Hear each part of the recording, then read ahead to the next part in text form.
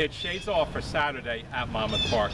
In race 1, number 3, Iron Provence was dull off the bench, racing against a very strong bias last out, but could be well set up here off the claim by an outfit liver than the raw percentages indicate.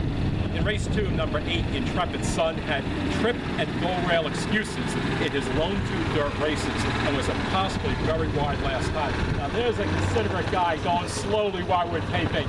Raiders this week. Raider Nation, buddy. Indeed. Raider Nation. Indeed, in Cleveland.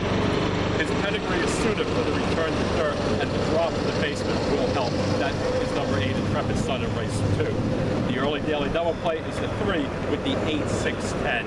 I've been a Raider fan for more than 40 years. In fact, I remember the Heidi Bowl because I went to bed crying the night before, and that was before ESPN, so I didn't know the Raiders won. And when I woke up for school the next morning, I found out. That's before you had any scores coming in late from the West Coast. But Heidi, not my favorite movie.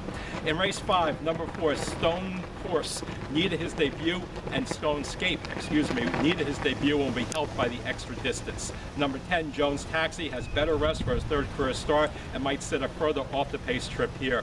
Number 3, 6 Man, will be very hard to catch even with the added distance if the course plays as it did last week. But the pick in race 5 is number 4, Stone Scape.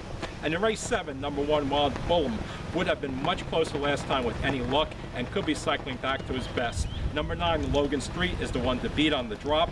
Number 6, Tour Again, was overmatched in his last, but might one shorter. Last week, the Monmouth Dirt played evenly style-wise and positionally. On turf with the rails at 24 on Saturday and 36 on Sunday, speed and the inside couple paths were excellent at all distances. Today, the rails are at 12 feet. Recently, at that setting, the course is played evenly style and position-wise. Angle horses for consideration underneath, at least today, include stretch out second time blinkers, number 6, Main Street Magic, and drop down, back down to where he fits, number 3, Espion in race 2. Improving number 2, Ultimate Avery, and drop down number 3, Bay Dawn in race 3. On a dull rail at times in last, number 5, Weather Permitting in race 4.